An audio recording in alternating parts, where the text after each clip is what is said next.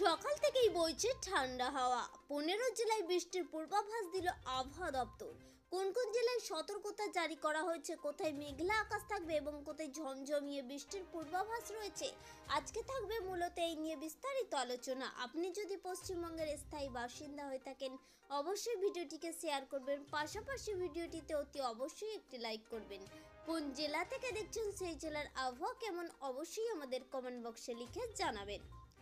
বাংলার প্রতিবেশী ছত্তিশগড়ের উপরে একটি ঘূর্ণাবর্ত রয়েছে, যে কারণে রবিবার সকাল থেকেই কলকাতা সহ দক্ষিণবঙ্গের জেলাগুলিতে আকাশ মেঘলা, ঠান্ডা হাওয়া বইছে।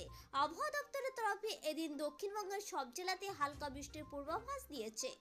আবহাওয়া দপ্তর জানিয়েছে রবিবার সকালে এদিন ও সোমবার উত্তরবঙ্গের সবকটি জেলার আবহাওয়া শুকনো থাকতে চলেছে। বৃষ্টির তেমন কোনো পূর্বাভাস নেই। মঙ্গলবার দার্জিলিংয়ে হালকা বৃষ্টি হতে পারে। সেদিন উত্তরবঙ্গের সব জেলার আবহাওয়া শুকনো থাকার পূর্বাভাস দেওয়া হয়েছে। উত্তরবঙ্গের জেলাগুলিতে আপাতত রাতের তাপমাত্রা পরিবর্তনের কোনো পূর্বাভাস নেই। রবিবার দক্ষিণবঙ্গের জেলাগুলিতে আবহাওয়ার পূর্বাভাসে বলা হয়েছে এদিন সবকটি জেলাতে বজ্রবিদ্যুৎ সহ হালকা বৃষ্টি হতে পারে। পরবর্তী 24 ঘন্টায় অর্থাৎ সোমবারে আবহাওয়ার পূর্বাভাসে বলা হয়েছে দক্ষিণ 24 পরগনা, পূর্ব মেদিনীপুর, হাওড়া, হুগলি, পশ্চিম মেদিনীপুরে বজ্রবিদ্যুৎ সহ হালকা বৃষ্টি হতে পারে।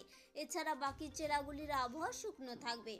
আবহাওয়া দপ্তর জানিয়েছে মঙ্গলবার দক্ষিণবঙ্গের সব জেলাতে বজ্রবিদ্যুৎ সহ হালকা বৃষ্টি হতে পারে, যে কারণে আবহাওয়া দপ্তরের তরফে হলুদ সতর্কবার্তা দেওয়া হয়েছে।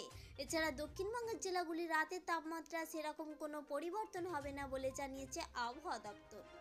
আবহাওয়া দপ্তর জানিয়েছে আগামী 24 ঘন্টায় কলকাতার আশেপাশের আকাশ আংশিক মেঘলা থাকার সম্ভাবনা রয়েছে। আমাদের উদ্দেশ্য ছিল কেবলমাত্র ছোট্ট ইনফরমেশনটি আপনাদের সামনে উপস্থাপন করা।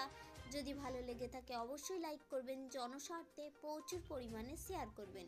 Thank you friend, thank you for watching.